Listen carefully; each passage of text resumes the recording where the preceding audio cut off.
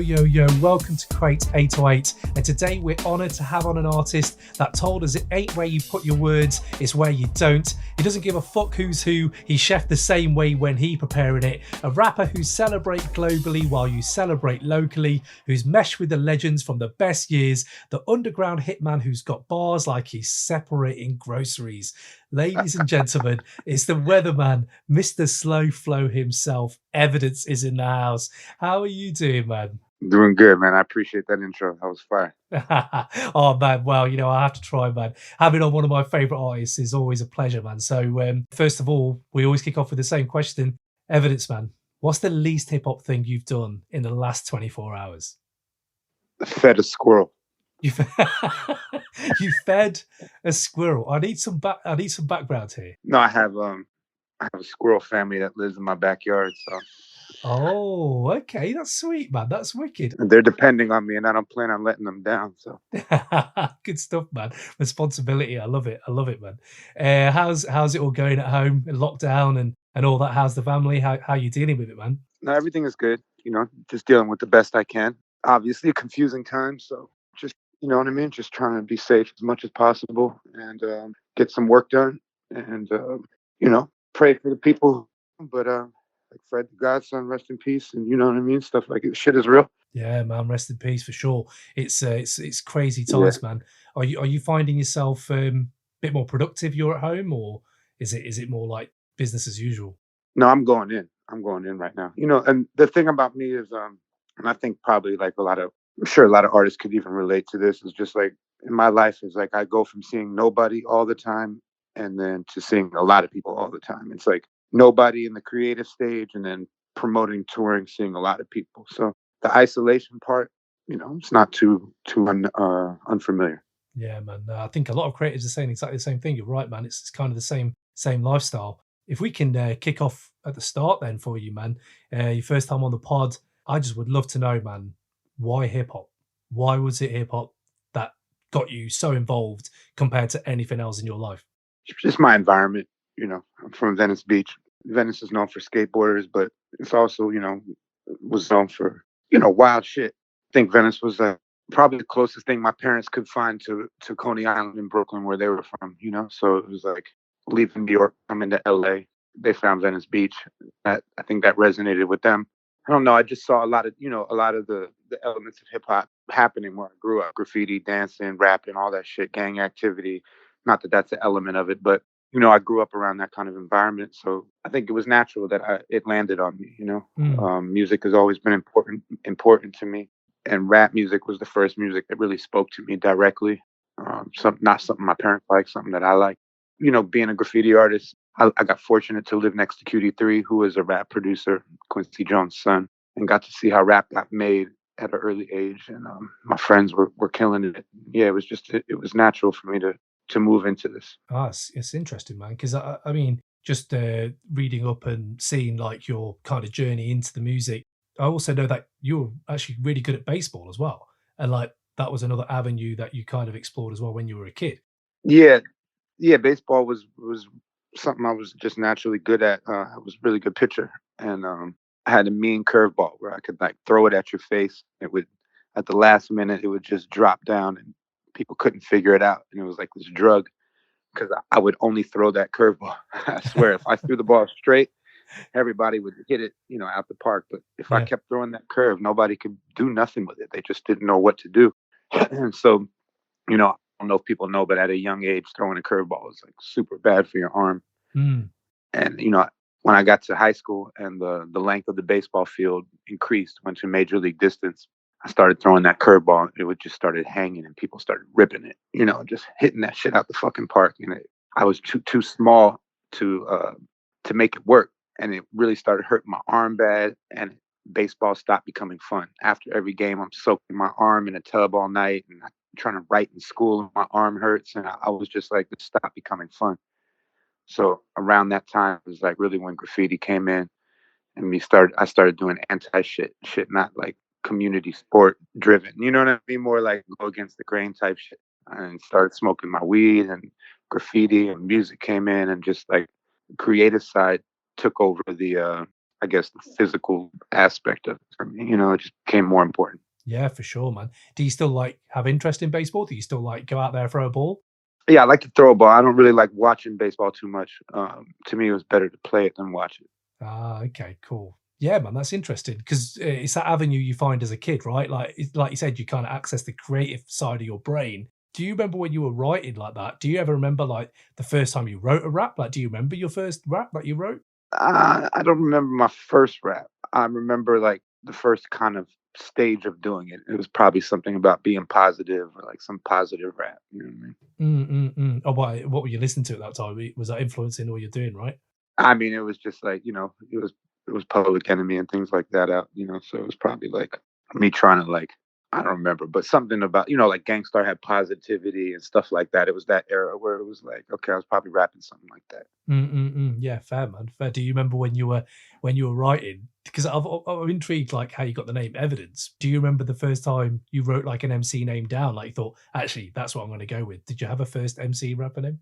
I thought of evident, like it's evident what I do. Mm-hmm. Um, you know, E- Everlast had been coming over to QD3s a lot. This is pre House of Pain, and so for some reason as a kid, you just emulate what you see. So I probably wanted something that sounded like Everlast in my mind or something like that. You know what I mean? Or Yeah, whatever, evident. yeah. And then I was rapping with will.i.am back then, who was Will 1X before will.i.am. And Oh, I right. told him my new name, and he didn't hear what I said. And so he thought I said evidence. So then he got on the mic and was like, I'm down with evidence. And I just thought it sounded better, so I didn't correct him. Oh, snap! So will.i.am having an integral part there, man. Yeah, so will.i.am kind of named me without knowing it. That's sick, man. That's sick. Them days at QD3's house, that must have been crazy. If Everlast is there and people like that, you must have learned a lot, man, in those days. Yeah, and I'm 14 or 15 or maybe I don't remember exactly what, but not old enough to drive, not old enough to do a lot of shit. And he lived next door, and he had a studio, and real rappers were coming through. And so all my friends always wanted to come to my crib because if they did, that meant we could sneak out of my window and go to Quincy's house, and that meant we could smoke some weed and drink some beer and watch people rap. And it was just like it was the place everybody wanted to be at that time. At that time, having a rap studio really wasn't like a normal thing. There was no Pro Tools and stuff like that. So to find a lab and somebody doing something ill and having success was like, we kind of hit the gold mine just geographically where I live. What was it like going to Quincy Jones's house as a 14-year-old? That's been mental anyway, right? That's crazy. Yeah, it's a little surreal. When you're young and things are happening, it just feels natural. It just feels like, this is what it is. But looking back on it, it was super blessed. I lived in a different house before that, my mother and I, and we were renting it and we got kicked out by the landlord. They wanted the house back or whatever. So we had to find a new house. And we found this little house. Just lucky enough, it was next door to him. Damn, that's mad, man. You were Yeah. saying there about your mum and moving house. Do you remember like there being a time when you were kind of going to tell her, look, this is my thing now. This is what I'm going to do, or was it more like you were just doing it and it didn't really matter? I think then it was like a lot of things were phase driven, So you have your little phase doing graffiti, or you have your little phase skateboarding, or you're dressing one way, another day you're dressing another way. Your identity isn't fully established at that point. So my mom, she supported it, and how I learned about a lot of good music is through her. So me doing her one, her boyfriends after my father, a lot of them were musicians, and so it was just like I was around that element a lot, and I think she supported. I, I had her, back then, like QD3 would record little demos for me as a favor. I think my mom would like secretly like hit him off with $100 or some shit like that. You know what I mean, or something. Yeah, She yeah. was supporting it to a certain degree. She also threw away my Too Short tape, my NWA tape, and shit like that. Also, so I think she was probably trying to like gauge where I was going with it. But when I would share what I was doing, she always supported it and gave me a lot of confidence early on. Like she would be like, Michael, I really like this. I really like the way you do this, or even if it was whack, she was definitely supportive. So that having your base and your mother, you're probably the most important person in the world. Mm. To me, the most important in the world, most important person in the world. To not shut you down immediately was a great thing, because had I thought about it and she was just like shitting on it, not fucking with it, it could have been a different kind of thing. Yeah, yeah, it's fascinating how these things, they seem very small at the time, or like, as a parent myself, I know you're a parent now as well. It's like sometimes the smallest thing I'm doing, I don't know how that's going to be translated. It's amazing to hear like your mum supporting you. Those little moments are the steps that have taken you to have an amazing career. And yeah, it's just a bit wild, man. Thinking of it like that. When Yeah. when you look at you were writing then, and do you remember there being a time when someone told you, "Shit, man, you're good," like that you had like validation, like that first time when someone says, "Shit, you're good at this." Do you remember that time happening? Yeah, I had moments of where it would happen. I also had moments where it was like, am I gonna figure this out or not?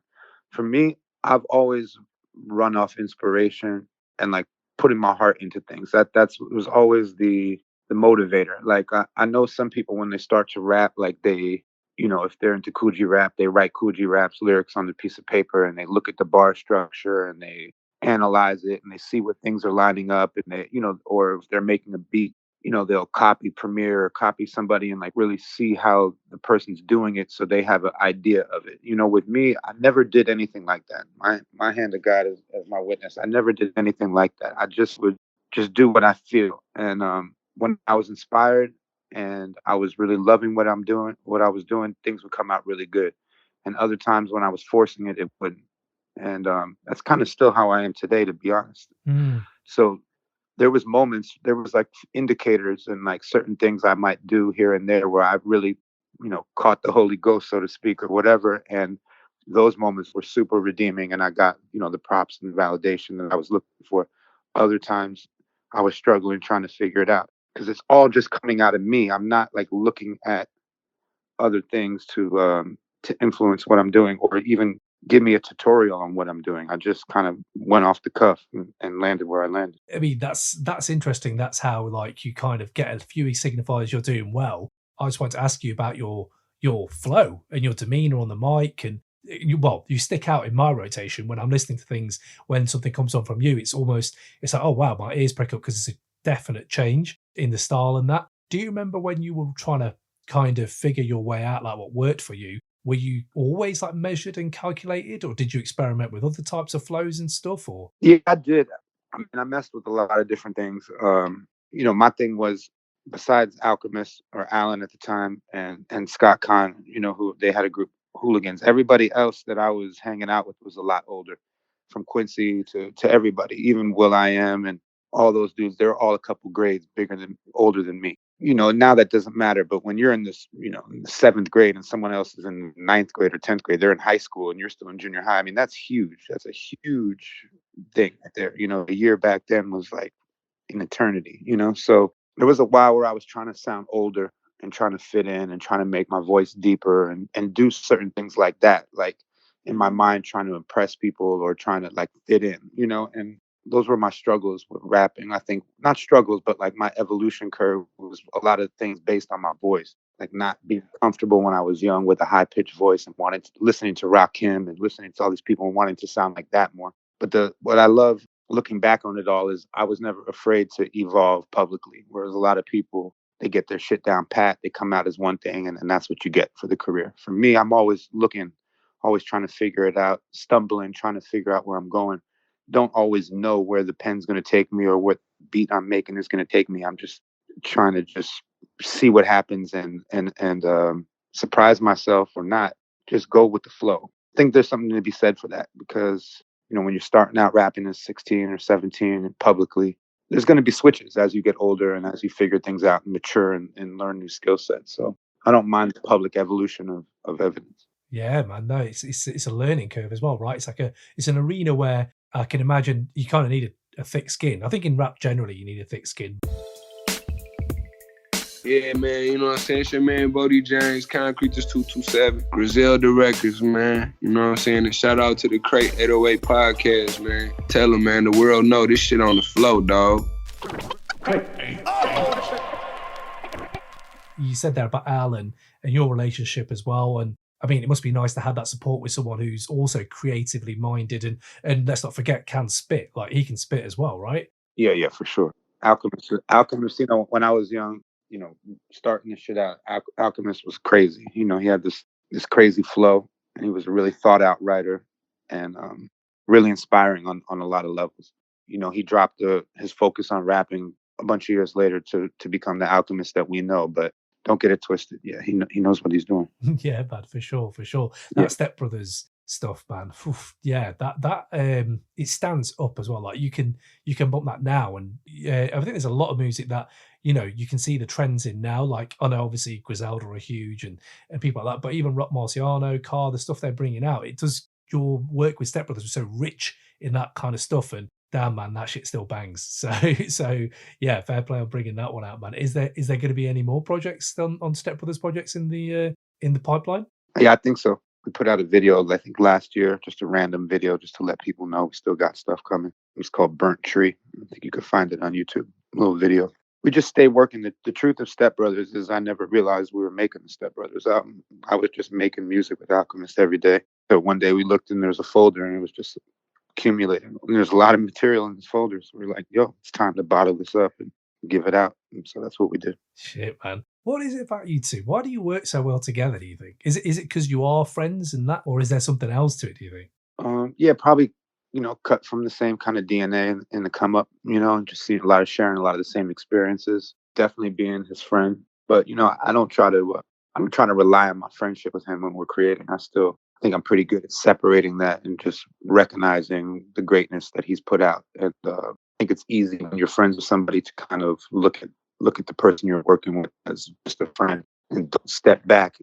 You're like a little desensitized from their accomplishments and what they've done. But I always remind myself when I'm working with him, like, this is my man, this is my friend and all that shit. But this guy super inspires me in this arena of rap. You know what I mean? Yeah, And so yeah, for sure. I try to separate the friendship from the work sometimes when it comes time to work. It's just like, yo, take this. A lot of people would love to be in this position right here. Yeah, man, for sure. And then if we're talking about your work, though, I mean, obviously you can talk about Dilated Peoples, you can talk about all the solo stuff you've got out, but I just wanted to start off with an album that I think it's the first album that I really realised, like, damn, man, I love Evidence. Like, when you kind of have that with an artist where you're like, oh, I didn't know I loved this so much. And that was The Weatherman. And when that came out, bro, I don't know, it was something about that. It was a defining time in my life. So I think I got deep into your work because my life circumstances were kind of mirroring the sounds, and you kind of worked with that. What are your feelings on The Weatherman now? When you look back on that album, how do you feel about it? Yeah, that album still stands as, those songs I perform still stand up and are some of my favorites.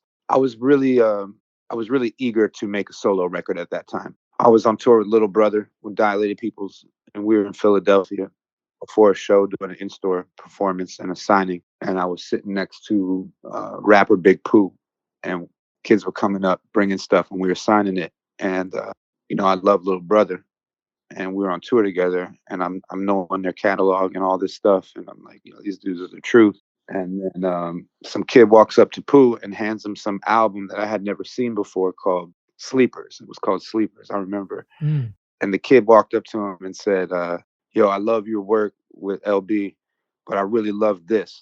And Pooh, like, he was like, bet. And he signed it. And I could see there was like it didn't feel light. It felt like the kid really wanted to tell him that, And so I asked him, I was like, what the hell is that? And he's like, oh, that's my solo album, dog. And I was like, you got a solo album?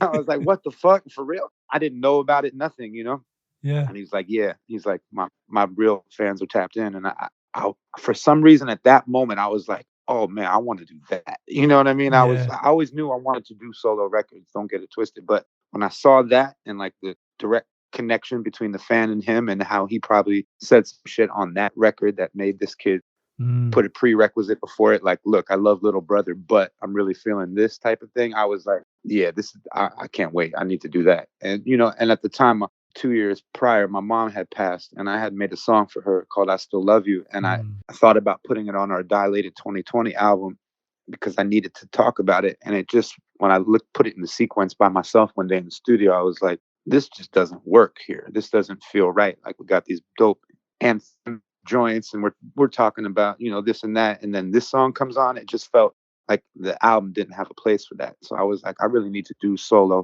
I need to talk about some of this pain a little bit, and kind of let people into who I am more than, for lack of a better term, rapping about rapping, And so that was kind of a big thing right there. That album came together in a really cool way. in the sense that there's 16 joints on there, and I made 16 joints. I didn't throw away anything. I didn't rethink anything. What I made in the first 16 were actually what you heard. And so I guess it was just saying that, all to say is that things were lining up at that point. That record came together like I needed it to. And yeah, it opened me up to a whole new thing. As much as I love Dilated, that was a dope thing to have also now. I was like, okay, people can find out about who I am. Yeah, absolutely. And you know the way that little kid saying that to Big Rapper Pooh, that's essentially how I feel about the Weatherman, because it was like, I'd rinsed Dilated Peoples, and they're in the rotation, but it wasn't like I was like getting one piece of music and repeating it over and over and over and over again. And that's what the Weatherman became for me. I remember at that time thinking, damn man, what you just said there, you're actually saying stuff. Like there's actually something that I can relate to. And, you have all your other, like you said, rapping for rapping stuff, and that deserves a place, of course, man. That's, that's always great. Don't get me wrong. That's always man. great. Get that screw face on, you're walking down the street, you change your walk and stuff. Yeah, of course. Yeah. But there's something about when you were rapping there about I Still Love You, By My Side Too, all that stuff that you were bringing out. I just thought, wow, an artist who's, for me, that's fucking brave, man. The courage to put yourself out there to do that. Not everyone could do that, especially in rap. Where does that kind of courage and need to talk about that kind of stuff come for you? Do you know, like, could you pinpoint that?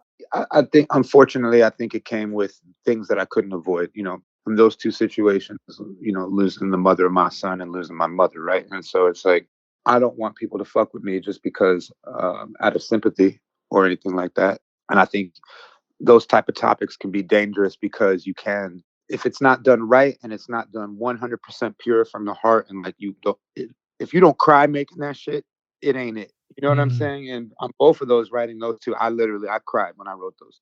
And so, if it's something genuine, that's real. But exploiting death is for sales or for notoriety is the weakest shit, man. There's nothing worse than that. So. I felt like those things were pure, and I chose to either I can talk about them or I could not talk about them. And for me, it was more important to do it from a real sense, just pure therapeutic homage, legacy. I needed to do those things for those two people. And so those two songs have obviously resonated with people in a major way. But I would much have rather not made those songs. Oh, absolutely. Yeah. You know what I'm saying? Yeah, so it's a weird thing, but and then I don't want to become the torch holder for pain rap either, or emo rap or any of that type of shit. I don't want to be that either. But if I'm an artist and real shit's happening to me and I can't express what's happening to me as the artist, then what the fuck kind of artist am I? You know what I mean? And so for me, doing those records on the triple beam scale or whatever the kind of scale where the shit weighs on both sides, that went up. It showed me like that's more important. Yeah, or went down, however the fucking scale works. Whatever's heavier, you know what I mean? But I had to do it, man. I had to do those records, and I don't have any regret about them. The By My Side 2 song with Wendy, I don't like that one because I had made the song when she was in remission, and it had a positive end on it, like, and then things didn't turn out the way I wrote about, and when she passed, it's like that. I felt like the song didn't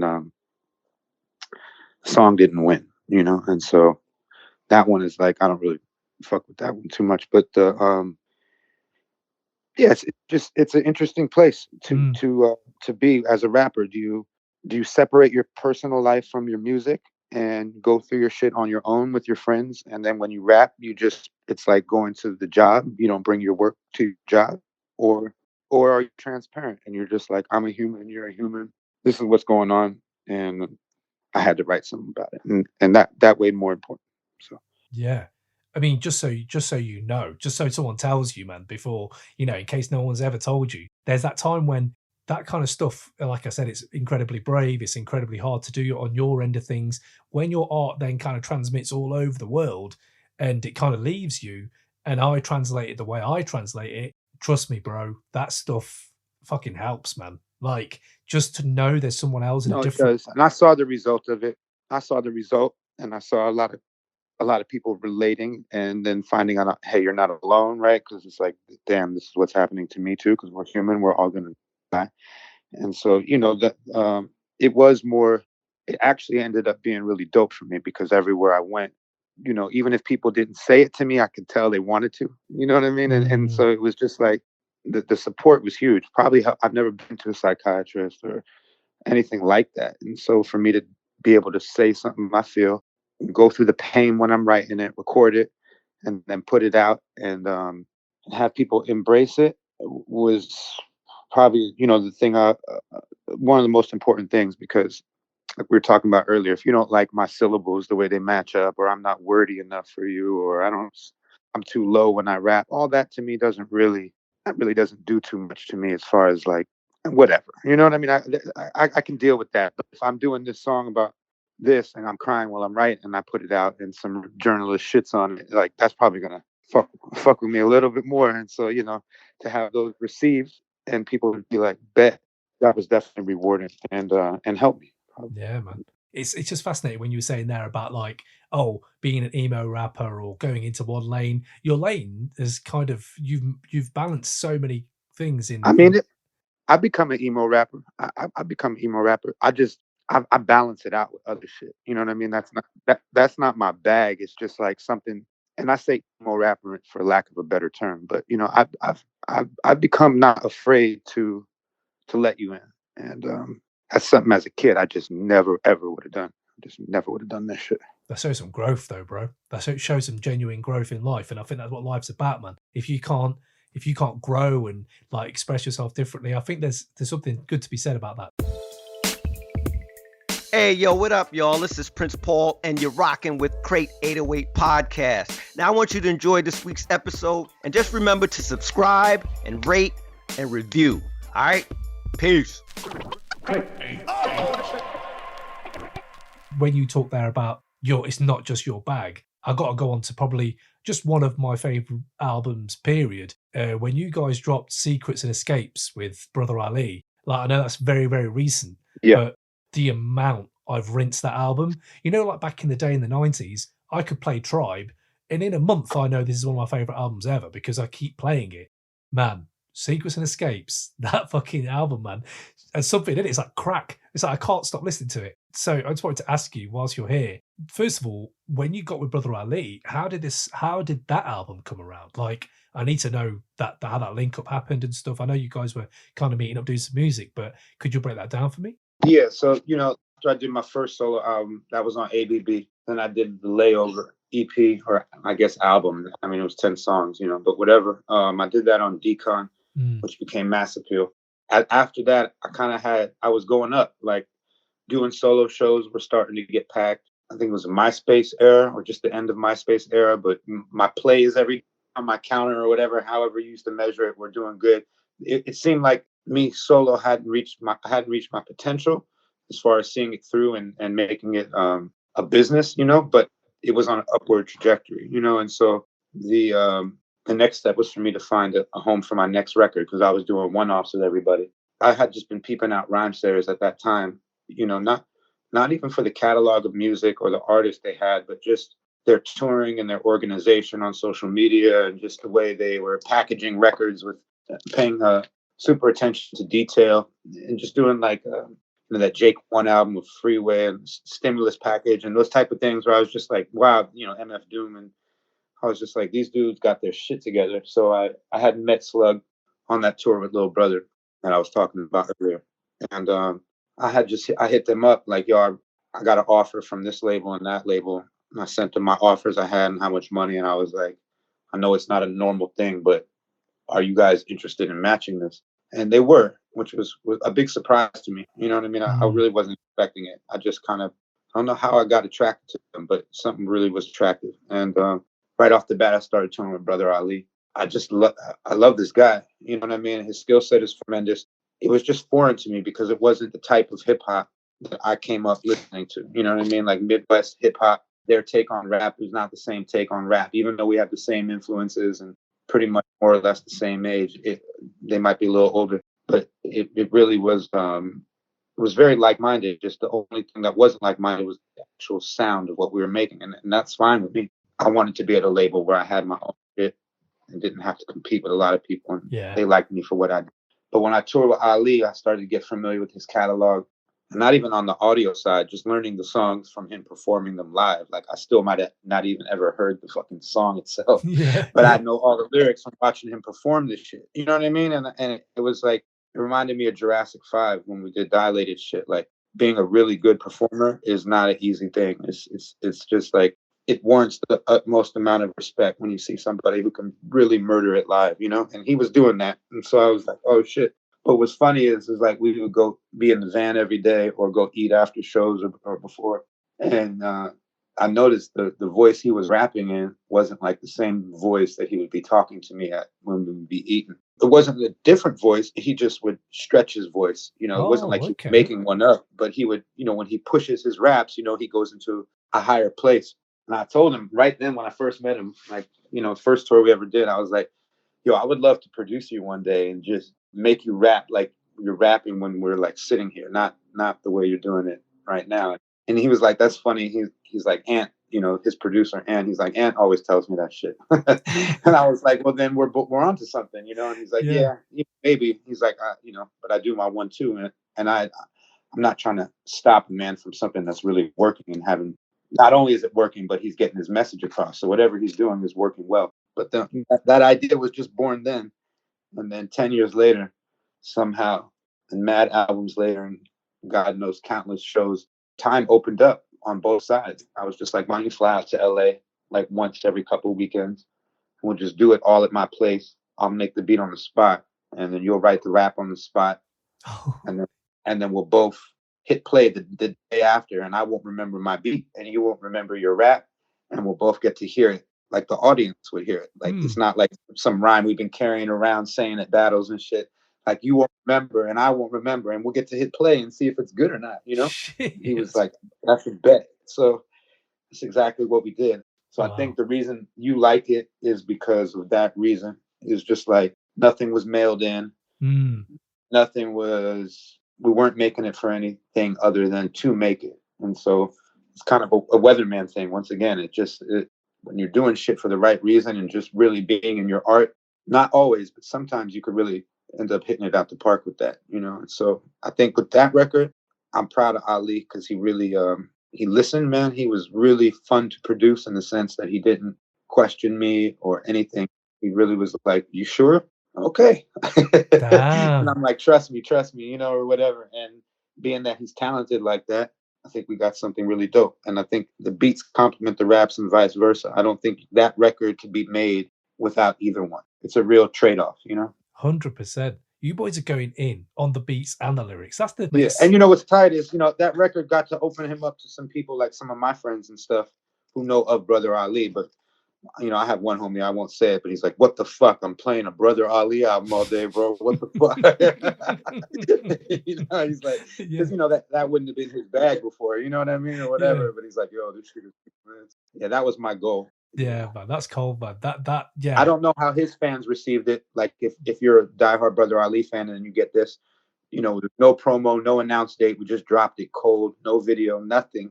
You know, and so I don't know how it resonated in his circle of like the people who've been riding with him for the whole thing, but I'm proud of him. He sounded different. Like, I could tell. I mean, I've enjoyed his work from Jump as well, and I think that time, yeah, it makes sense that you just did it on the spot because it feels actually really well fucking produced, man. Like, when you look at like that way of working, your relationship with him. Is there more in the pipeline there as well? Then maybe is there something that you might want to push with him as well if he's accepting of that production style and stuff? You mean another record? You mean? Yeah, or more music or anything, even if it's an EP or anything like that. Like, it feels like it's the start of something. Do you know what I mean? Like, when I hear that album, it feels like, wow, this shit feels like the start of something. Like, these two just work. Yeah, I think so. I think it could be. We could do more. I watched. I'm not into watching reviews in my music or anything like that. I learned a long time ago. Because you know, it'll be good, and then bad, and then the bad one makes me want to jump out of a fucking window. So I stopped doing that. Yeah. But I did watch a Dead End Hip Hop review, which is a bunch of dudes who review records, and I've been tuned into them for a long time, and I appreciate their perspective. They're from Atlanta, and Yeah, sick, yeah, man. I watched that review on. I watched the review on that record, and one of the dudes out of the four of them, I think it's four. His last words were, "Do another one." Yeah. You know what I mean? So I was Yeah. like, Yeah. okay, that's dope. That's dope. You know, and yeah, yeah, please. I hope there's more of this. You know, so Yeah. that's kind of tight.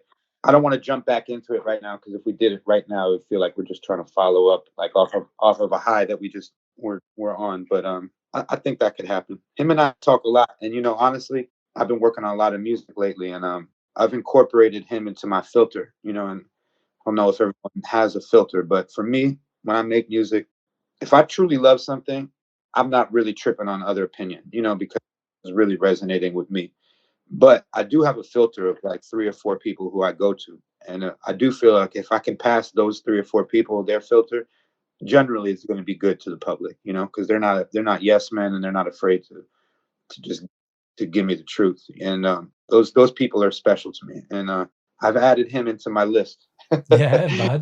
of people that songs need to make it by because he just doesn't have any ulterior motive with me, and he's a real spitter, and I say that in the sense of like when he raps, when he was doing them songs in my garage, like my neighbors like 3 sides over could hear it, like Whoa. he's you know like I mean he's really like the needle on the compressor is just like fucking going ape shit. You know what I mean? Shit. It's Yeah, like yeah. he could Yeah. really rap. You know, whether you like him, don't like him, or anything else in between it. Yeah, ain't nobody can tell me that dude can't rap. You know what I mean? So he's a good person to have on my side right now, just kind of giving me the business and then not afraid to congratulate on some of my later creations I've been making since that record for my shit. Yeah. Because I got a lot of growing to do right now. I'm at a weird place right now where I'm uh I'm not feeling the repeating shit right now more than ever. It's easy to say it, but right now, like physically and like I just can't do it again. I can't. I'm looking for something else right now. I've done 4 albums that are all Weatherman, Layover, Cats and Dogs, and Whether or Not, and the Beatles album too. I Don't Need Love for the people who are like super tuned in. But like 4 albums with that same like an extension of Dilated mentality, Mm. but more open, but still like the beat selection is geared for live performance, and I'm always concentrating on a solid hook and things like that. I really want to shed that with this next shit because I've done too much growing and too much telling other people how to undo that for me myself to ignore it and just go back to my regular one too. So right now, in this creative space between Whether or Not and now has been probably the most turbulent time in my life ever. Raising a son by myself, him not having his mom, you know, we lost her to breast cancer, and so I'm reforming. I'm reforming, regrouping, and figuring the new shit out. And with that said, I feel like the Weatherman, like I gotta shoot that guy in the fucking head, man. Like Weatherman is over. You know what I mean? There's no more. I want to start a new book, not just like new chapters in the same book. This has been a real creative evolution for me in these last couple years, is along with going through some of the most real life shit that I've ever had to deal with. And so having Ali and Alchemist and these filters that I talk about are like are so important to me. They might not know it. To them, they just think I'm coming over being crazy. But for real, like those, like I can't express how much it means to have like strong friends who you admire and have a great talent and aren't afraid to fucking put you in your place creatively. Yeah, man. I tell you what, bro, that there's that element of you're timing it at a right time to maybe not reinvent, but like to reinvigorate yourself to do something, because there's a come up right now in rap. Like, we've not even really talked about the 90s yet in this podcast. I apologize to the listeners. They're all waiting for the 90s chat, maybe. But this chat is fascinating to me because I feel like it feels like there's a come up like there was in the 90s of a new sound getting more ears. So like in the last 10 years, the sound has been there, but only for the people who are tuned in, I feel. When you get to the point where it's like, oh shit, there's people who I know don't listen to Brother Ali, but they're now spinning West Side Gun's new album, and it's got evidence beats on there, and they've got like, you know, basically you guys are all one in my book. That come up, it feels very 90s to me. And I'm ready for your next chapter, your new book. I'm ready for that, man. Like, I think it could, it's promising, man, to come up in this age to do that. So I back you, bro. I back you. I'm here No, for that you. means the most. That means the most. I've definitely hit a wall, and I definitely ran into a fucking wall for the first time in a long time. So I've had my head down, like working really hard, and not everything being so certain is not something I'm used to. But I do feel like there's a tremendous growth on this record, even if it means it's more dialed back and more minimal and more, I don't know what, not lo-fi, not lo-fi. Even if it's not your traditional like glossy boom bap shit that's gonna just work at the show and get every hand in the air. Even if I don't make as much of that on this new one, there's still a tremendous growth curve, and I don't think people realize how much growth you can have in peeling back. I think people are always trying to add, and so stripping it down to its bare and really like having your lead vocal up loud and not having a lot of doubles and not having a lot of ad libs and just kind of being really exposed is scary. That's some scary shit. You know what I mean? And so I'm going more into that, and hopefully the reward will be there. But either way, it's been gratifying making it. So whether it's my best one or my worst one or whatever, I do feel like you're gonna respect me. You know what I mean? Like fuck that shit. You don't have to like me, but you're definitely gonna retweet me. Fuck that. That's it, man. That's it. It's true. It's true, bro. Yo, what up, y'all? This is DJ Premier, and you're checking out the Crates 808 podcast. I put an S on it because there's more than one record in the crate, you know what I'm saying? So that's how we dig, that's how we play, and that's what real DJs do. You heard? That's why it goes down. We out here. Got to talk a bit of 90s with you, man. Obviously, you come up in the same age as we have, all the listeners as well. Got a few questions I would like to ask you. First one, talking of 90s, actually, before I start with the questions, I was watching Be Real's YouTube channel, The Smoke Box, and you were on one of them episodes. I don't know if you remember that, but you were there, you're blazing, you're chilling, and you opened up his glove compartment, and you were both like, oh, yeah, whatever. What was in that glove compartment, man? You got to tell me. A gun. Oh, shit. So he was loaded just there sitting with, because I was like, oh, shit. It's just like, I thought this was like a set for TV. It's like, no, that's probably his actual car. It's a fucking gat. That's fucking crazy, man. That's crazy. I don't like being around guns. That shit makes me nervous. It's like guns on the table or some shit. I'm like, get that shit out of here. That shit scares the fuck out of me. Yeah, man. I'm not surprised. Death being right there looking at you. I don't like that shit. So yeah, that shit. I'm high as fuck. I'm really high. I was just like, whoa.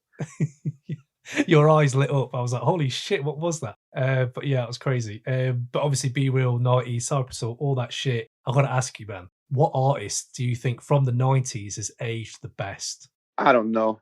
That's fucked. That's a fuck question. It's part of the evolution curve. Rock Marcy. Rock Marcy's a shout. Yeah, I don't know if Rock Marcy was out in the 90s. There was UN shit, though, that was out, produced by Pete Rock. Yeah. He was rapping. He was murdering that shit back then. But yeah, to watch his curves has been crazy, man. Like the evolution of him is really like, oh shit, you can get better. Yeah. Oh shit. Like, yo, what the fuck? Yeah, probably him, or maybe like, but and all to be fair, maybe that UN record was 1999, right, or something like that. It was so I don't late. know if that's It was really late. the 90s. Yeah. You know what I mean? But let me think. From the 90s who got better. Not many people get better, let's be honest. But there's evolution. I like that about Rock Marcy. The evolution's interesting, right? Like, yeah, with him, he moved into like, this is me. Yeah. You know what I mean? And yeah, so that's mad inspiring. And being that he's a friend too, like that's my G. You know what I mean? Like I love Rock. I've been able to produce for him and I've been able to rap with him. And that's sick. If you could say what you want, but it's like I did good on that song with him. Like whether he probably did better, but we have a song called Love Me, and I did good. So anybody who ever says anything about me, just know I rapped with Rock Marcy and held my own, right? And so like, just remember that. Never forget. Never forget that shit. That's amazing. Yeah, man. Yeah. Planet Asia been killing shit too. I got to give it up to Asia. I don't know if we're measuring this on like sales success or anything like that, but if we're just going off of like somebody who was killer then, who's killing shit right now, he's doing that too. Yeah, man. Now I feel you. I heard him on some UK rap the other day, and I was like, "Wow, Planet Asia still got bars, man. Still bringing it." I can't remember who it was. I can't remember which album it was, but yeah. What if there was a 90s studio session you could be a fly on the wall of? Which session would it be, and why? A 90s session. I was in some good ones already. That's the thing. I got to see a lot early and all that shit into my head. You know what I mean? But a 90s session. 1990 session, maybe 93 till infinity. Oh, that's big. That is big. No one said that yet. So why that track? Because they're all bouncing off each other, and I would be interested to see, like, and they all end with the like, hey miss, like they all, like, the next rhyme rhymes off the previous rhymes. I'd be eager to see, like, if Tajay started after he heard what Opio did, right? You know what I mean? Yeah. Or Opio told him, yo, my last line is going to be this, so make sure you start with this. You know what I mean? I'd be interested to see, like, the how that actually, it would be fun to see how that happened. And that beat was crazy. I think that was the interesting session to be sitting in. That's sick, man. When you were looking at the you saying there about, like, the beats and stuff like that, is there, like, a beat or a verse someone wants to talk to you about of your own all the time? Is there a track that someone always wants to talk to you about? Of my music? Of your music, yeah. Track that always people always bring up. No, I think whatever I'm on recently is probably what they're talking about most. It's more about, I think the question's usually more about the album than it is about the individual song. Like, interestingly enough, I had a song on a mixtape I did with DJ Ski called Celebriality. I rapped over a Lil Wayne beat, and I talked about my whole come up. I told my whole story on this mixtape. I'm always mad at myself, like I didn't save that for an album, because it was like my life fucking story. Yeah. You know what I mean? But people always ask me, some people have asked me, like, yo, certain questions about that. Like, really? Did that really happen and stuff like that? So you check it out. Okay. Yeah, definitely. I talk about will.i.am and, all my friends coming up, and just the whole route that got me where it got me now. Nice, man. And 2 more questions then, man. One, if there was a 90s posse cut you could have jumped on, which posse cut would it have been? There's a first song on a Alcoholic's second album. It was called W Licks. It's really just a loop pack and another dude, I forgot his name right now. D-Loke or something. I forgot who the other dude was too, but they were all just like, Alcoholics started out their album with, like, let's just rap.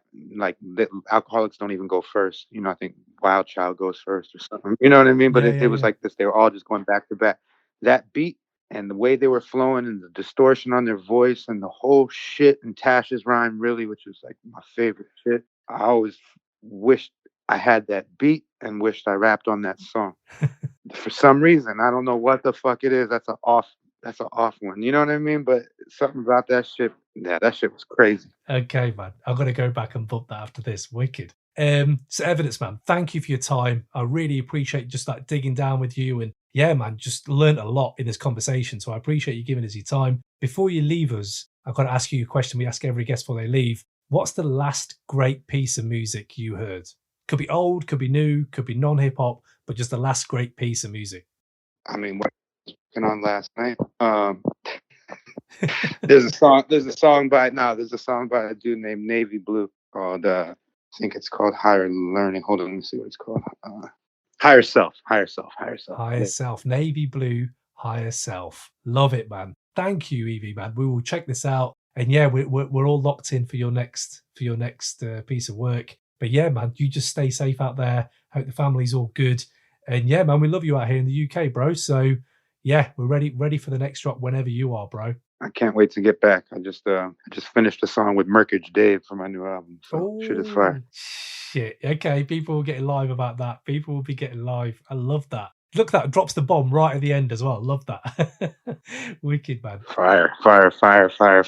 Nice, man. Well, you take it easy, bro. And yeah, we'll catch you on the flip side for sure, man. All right, let's go. Thank you, man. Peace.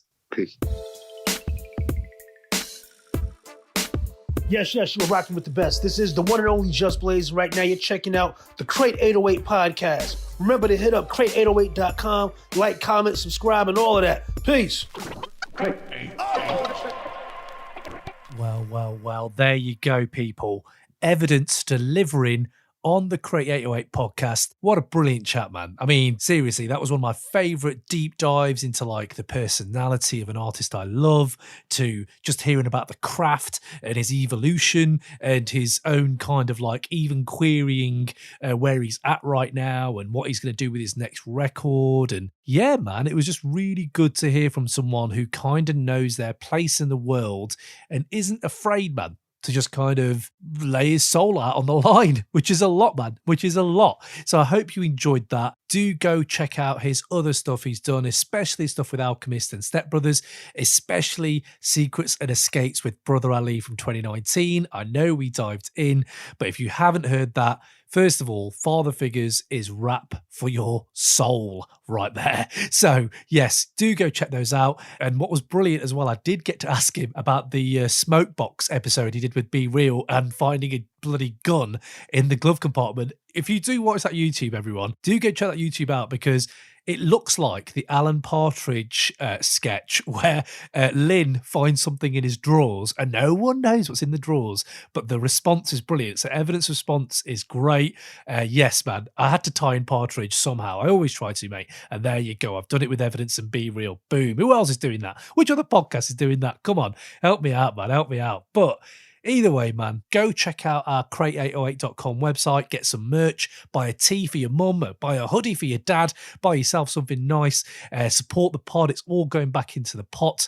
And yeah, man, just spread the word. Just let people know we out here. We have got a wicked new series. We've started recording with some of our favorite voices from hip hop, writers, journalists, just influencers, people who are like, oh, I've said the word influencers. I'm really sorry about that. Bloggers, let's say that. Just basically heads of the hip hop game talking about 90s rap. It's coming, people, and debates. They're on hold for a minute. I'm not going to lie. I keep promising you more and more. But yes, they will be coming as well before the end of the year.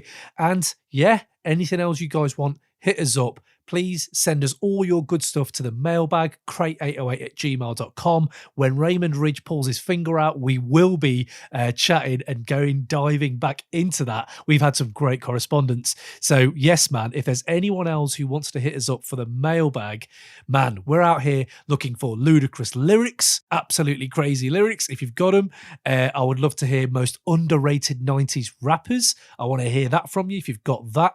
I want to know if there was a 90s MC that had to crash on your couch for a weekend, which one you taking and which one don't you want to take? And let's be honest, man, let's be honest.